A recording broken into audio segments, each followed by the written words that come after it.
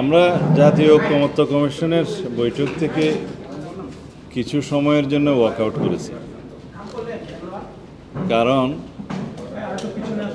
আপনারা সবাই জানেন দেশে যাতে আর কখনো স্বৈরতন্ত্রের উদ্ভব না হয়, ফ্যাসিবাদের উৎপত্তি না হয়, সেই লক্ষ্যে বিধান প্রণয়ন করার জন্য জাতীয় ঐকমত্য কমিশনের মাধ্যমে সকল রাজনৈতিক দল এবং অংশীজনের সাথে আলাপ আলোচনায় কিছু কিছু মৌলিক বিষয়ে, সাংবিধানিক সংশোধনের মৌলিক বিষয় এবং অন্যান্য বিষয়ে যে ঐকমত্য প্রতিষ্ঠার চেষ্টা চলছে, তার মধ্যে আমরা সর্বোচ্চ সহযোগিতা করে যাচ্ছি। কিন্তু আমাদের অবস্থানটা আমি একটু পরিষ্কারভাবে বলি, আমাদেরই প্রস্তাব মতে যাতে কোনো ব্যক্তি 10 বছরের বেশি প্রধানমন্ত্রীর পদে বহাল না থাকেন, সে যত মেয়াদেই হোক বা যতবারই হোক, সেই প্রস্তাব আমরা দিয়েছি এবং সেটা গৃহীত হয়েছে। তাতে আমরা একটা কন্ডিশন দিয়েছিলাম যে অন্যান্য যে সাংবিধানিক প্রতিষ্ঠান এবং কিছু সংবিধিবদ্ধ প্রতিষ্ঠানের নিয়োগের জন্য যে কমিটি করার কথা বলছে এবং সংবিধানে রাখার কথা বলছে, সেই বিষয়ে আমরা একমত নই।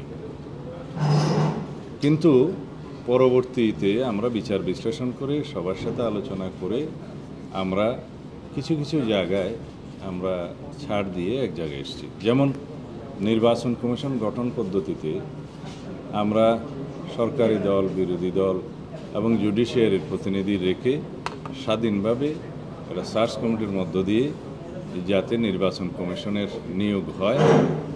সব মশার বিরুদ্ধে সুরক্ষা দিতে এলো বসুন্ধরা এক্সট্রিম অ্যারোসল, মশার বিরুদ্ধে এক্সট্রিম সুরক্ষা। সেই ব্যবস্থার সেটাও আমরাই প্রস্তাব করেছি, সেটা গৃহীত হয়েছে। তাতে করে নির্বাচন কমিশন নির্বাহী বিভাগের প্রভাবমুক্ত হয়ে সত্যিকার কার্যকরভাবে স্বাধীনতা ভোগ করবে এবং স্বাধীনভাবে নির্বাচন পরিচালনা করতে পারবে। এটা হেল্প গেল 2। তৃতীয় নম্বরে আমরা তত্ত্বাবধায়ক সরকার ব্যবস্থা পুনঃপ্রতিষ্ঠিত হলে যেটা হয়েছে প্রায়, সেই তত্ত্বাবধায়ক সরকার ব্যবস্থার মধ্যে যে কোনো রকমের সংশোধনী যদি কোনো পার্লামেন্ট আনে, সেটা পরবর্তীতে রাষ্ট্রপতির সিগনেচারের আগেই গণভোটের ব্যবস্থা রাখার জন্য সেই প্রস্তাবও আমরাই দিয়েছি এবং সেটাও গৃহীত হয়েছে।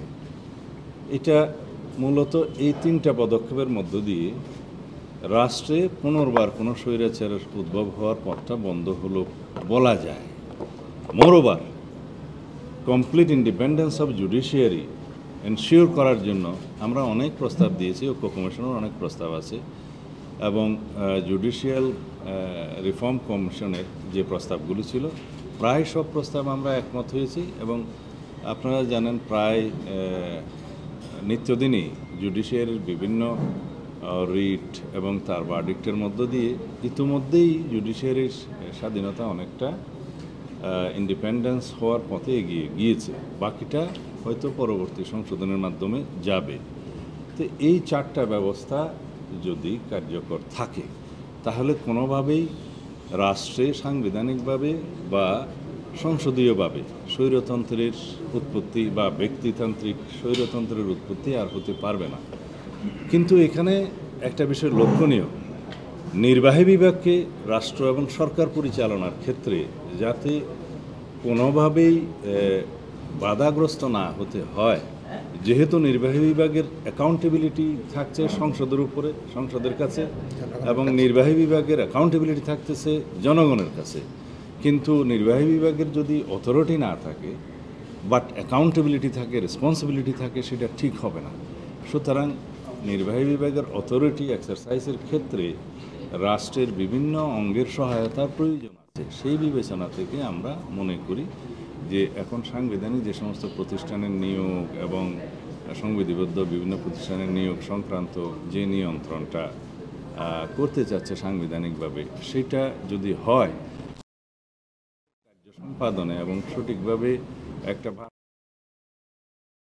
ব্যবস্থা পরিচালনার ক্ষেত্রে, প্রতিষ্ঠা করার ক্ষেত্রে অনেকটা বাধা পেতে হবে। কিন্তু জনগণের প্রত্যাশা অনেক।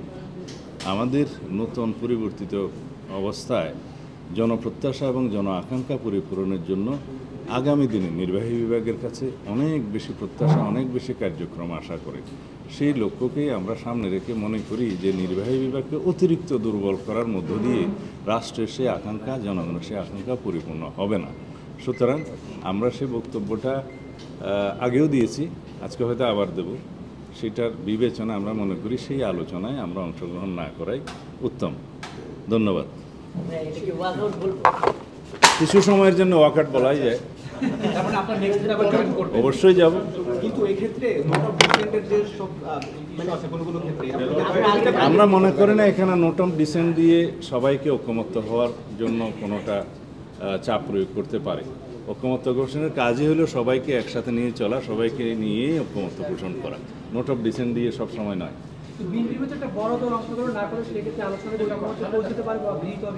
পরবর্তী আলোচনা অংশ নেব, এই বিষয়টা বাকি থাকলো। সব বিষয়ে ঐকমত্য প্রতিষ্ঠা হবে এমন তো কেউ শপথ নেই নাই। আর গণতন্ত্রের ভাষা কি, যে সব বিষয়ে হয়তো আমরা ঐকমত্য পোষণ করতে পারবো না, দ্বিমত থাকবে, ভিন্ন মত থাকবে, সেই জন্যই তো সংগ্রাম করেছি আমরা। For more updates, follow us on Facebook, subscribe our YouTube channel, get the latest update on www.daily-sun.com.